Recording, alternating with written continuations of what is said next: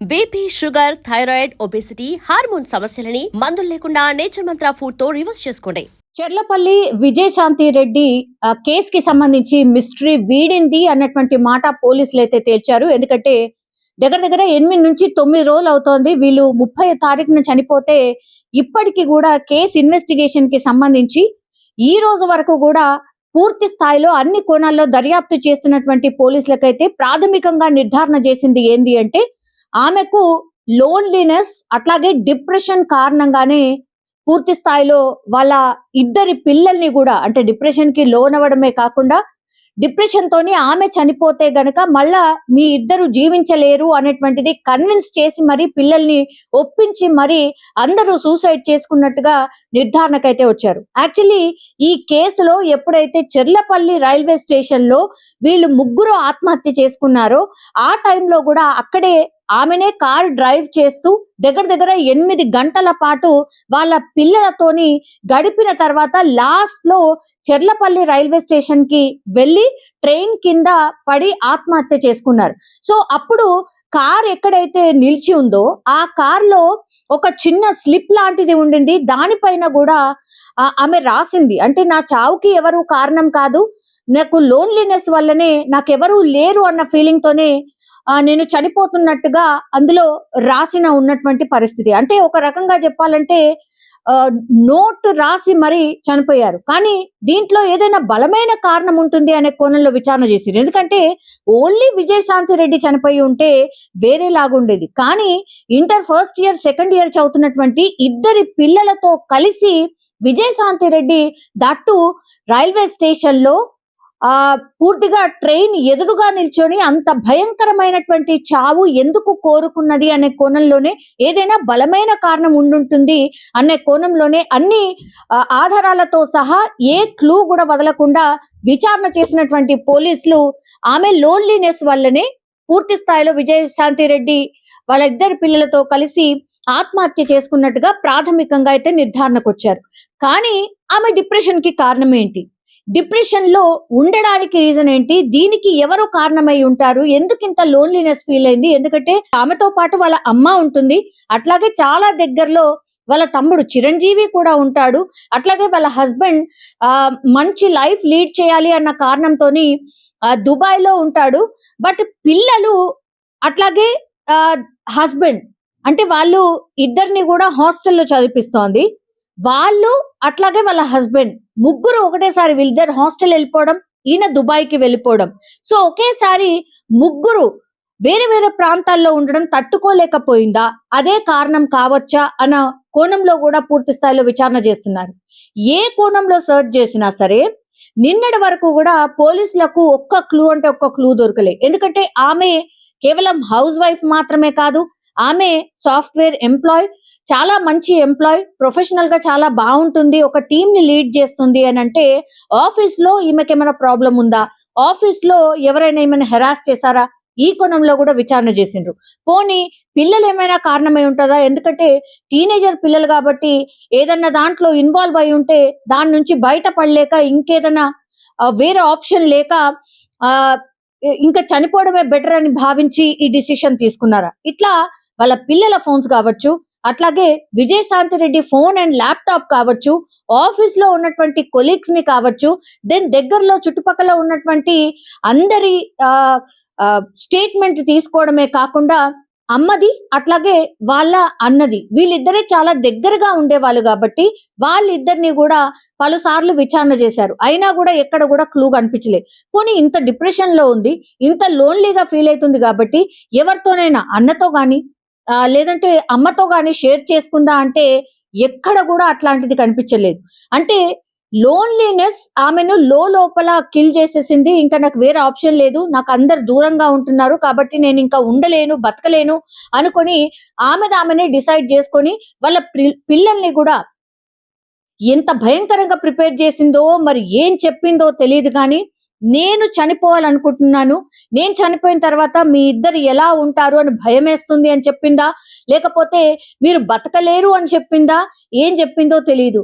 పోనీ హస్బెండ్ ఏమన్నా కన్విన్స్ చేసే ప్రయత్నం ఏమన్నా జరిగిన తర్వాత కూడా అంటే రమ్మనమని చెప్పినా ఆయన రాలేదా? ఇట్లా అన్ని కోణాల్లో ఇప్పుడు ఈమె డిప్రెషన్‌కి కారణం ఏంటి అనే దాంట్లో పోలీసులు దర్యాప్తు అయితే స్టార్ట్ చేశారు. కానీ 8, 9 రోజులు సీసీ కెమెరాలు అనుకోండి, ఆమె బ్యాంక్ స్టేట్మెంట్ అనుకోండి, వాళ్ళ కొలీగ్స్‌ని అనుకోండి, వాళ్ళ రక్త సంబంధికులు అనుకోండి, వాళ్ళ హస్బెండ్‌ని అనుకోండి, ఎన్ని కోణాల్లో విచారణ చేసినా అసలు ఈమె ఆత్మహత్యకు కారణం ఏంటి అనేది మాత్రం ఎక్కడా తెలవనటువంటి పరిస్థితి. ప్రాథమికంగా నిర్ధారణకు వచ్చింది ఏంటంటే ఏ క్లూ కూడా లేదు. ఆమె ఆత్మహత్యకు సంబంధించి పూర్తి స్థాయిలో ఇంతకు ముందు వరకు కూడా అంటే నిన్నటి వరకు కూడా ఎవరైనా ఏదైనా ఇన్ఫ్లుయెన్స్ చేసి ఆమె ఎక్కడైనా మోసపోయిందా అనే దాంట్లో కూడా పూర్తి స్థాయిలో విచారణ చేశారు. కానీ ఎక్కడ కూడా క్లూ లేదు.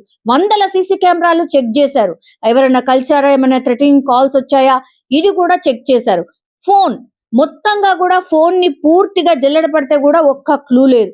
కాబట్టి ఇవన్నిటిని కూడా ఒకదాన్ని రిజాల్వ్ చేసుకుంటూ వచ్చి లాస్ట్ కి వస్తే పోలీసులు నిర్ధారణ చేసింది ఏంటి అంటే పూర్తిగా ఆమె లోన్లీనెస్ అట్లాగే డిప్రెషన్ లో ఉంది. అందులో భాగంగానే ఆమె ఆత్మహత్య చేసుకుంది అని నిర్ధారణ చేశారు. ఫర్దర్ గా ఇప్పుడు దర్యాప్తు ఏ కోణంలో ఉంటుందంటే అసలు డిప్రెషన్ కి అట్లాగే లోన్లీనెస్ కి కారణం ఏంటి, ఈ కోణంలో ఇప్పుడు మళ్ళీ పోలీసులు అయితే దర్యాప్తు చేస్తున్నారు.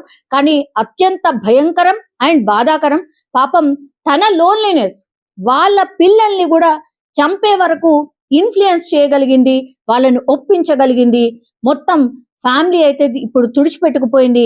వాళ్ళ హస్బెండ్ అయితే కన్నీరు మున్నీరుగా విలిపిస్తున్నారు, వాళ్ళ అమ్మ కన్నీరు మున్నీరుగా విలిపిస్తోంది, వాళ్ళ అన్న కన్నీరు మున్నీరుగా విలిపిస్తున్నారు. ఎందుకంటే ఎక్కడ కూడా ఏ క్లూ లేకుండా అర్ధాంతరంగా ఇట్లా తనువు చాలించిండ్రు అన్న బాధ మాత్రం ఈ ఫ్యామిలీకి అయితే మిగిలిపోయింది. మీడియా మిత్రులకు నమస్కారం. వన్ వీక్ కింద మా సిస్టర్, మా అల్లుడు, కోడలు రైలు పట్టాల కింద చనిపోవడం జరిగింది. ఆ విషయమే మేము ఇంటిలో పాది చావాల బతకాలన్నట్టు మేము ఉంటుంటే మా బాధలు మేము పడుతుంటే కొన్ని యూట్యూబ్ ఛానళ్ళు ఆర్టీవీ, తొలి వెలుగు మరియు మనం టీవీ మరియు కొన్ని ఇతర యూట్యూబ్ ఛానళ్ళు నన్ను టార్గెట్ చేసి నా గురించే వాళ్ళు రాస్తూ ఉన్నారు. నిన్న ఇదే విషయమై మిత్రులు కొద్దిమంది ఆర్టీవీ నిర్మల నీ కాంటాక్ట్ కాగా ఆమె అనేది ఏంటంటే నాకు ఇంటర్వ్యూ ఇస్తే నేను వదిలేస్తా, లేకుంటే నేను వదిలేయను. మా ఛానల్ ఓనరు రవిప్రకాష్ తెలుసు కదా ఆయన ఎట్లాంటోడో అని ఆమె వార్నింగ్ ఇస్తుందన్న. అయితే ఇప్పుడు తప్పనేది చట్టం తన పని చేసుకుంటూ పోతూనే ఉన్నది. మేము గౌరవనీయులైన డిఎస్పీ గారు జావేద్ గారికి కానీ, సిఐ సాయిశ్వర్కి కానీ, మరియు ఎస్ఐ గారికి కానీ, మహాదేవ్ గారికి కానీ మేము కాంటాక్ట్లో ఉన్నామండి. సార్ వాళ్ళు కూడా మా కాంటాక్ట్లో ఉన్నాడు. త్వరితగతిన నిజాలు నిర్ధారణ చేయాలని సార్ వాళ్ళు రిక్వెస్ట్ చేసిన కూడా సార్ వాళ్ళు చురుగ్గా పనిచేస్తున్నారు. కానీ ఈ మధ్యలో కొన్ని యూట్యూబ్ ఛానల్ నన్ను బెదిరింపులకు గురి చేస్తున్నాయి. బాధితుని ఏ విషయం అడగాలి, నిందితుని ఏ విషయాన్ని అడగాలి కూడా తెలియదు. బాధితుని కాబట్టి నువ్వు వచ్చి నా విషయాలు ఏం తెలుసుకొని రాయి, ఏం తెలియకుండా నా ఎమ్మటే పడుతుంది ఆమె. ఆర్టీవీ తొలి వెలుగు అనేది, మనం టీవీ అనేది నా మీద, మా మదర్ మీద థంబ్నెయిల్స్ పెట్టుకుంటూ ఆల్రెడీ పోలీసులు అరెస్ట్ చేశారని, మా మదర్ని అరెస్ట్ చేశారని, ఇంకేదో ఉందని, ఇప్పుడు ఆర్టీవీలో మనం మాట్లాడుతున్నప్పుడు కూడా ఆల్రెడీ పిల్లలకు తెలిసిన రహస్యమని ఈ విధంగా మాట్లాడుతున్నారండి. మీడియా వ్యవస్థ అంటే నాకు అపారమైన గౌరవం ఉంది. కానీ ఈ విధంగా కాదండి.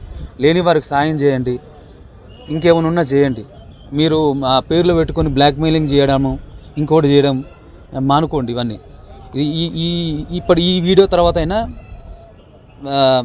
మమ్మల్ని వదిలేసి అసలు ఏం జరిగిందో నిజ నిర్ధారణ చేయండి. అంతేగాని మా వెనకాల పడి, మా ఫ్యామిలీస్ వెనకాల పడి మమ్మల్ని కూడా రైలు పట్టాల కింద పడి పడేటట్టు చేయకండి. దయచేసి విజ్ఞప్తి చేస్తున్నాను, మళ్ళీ చేస్తున్నాను.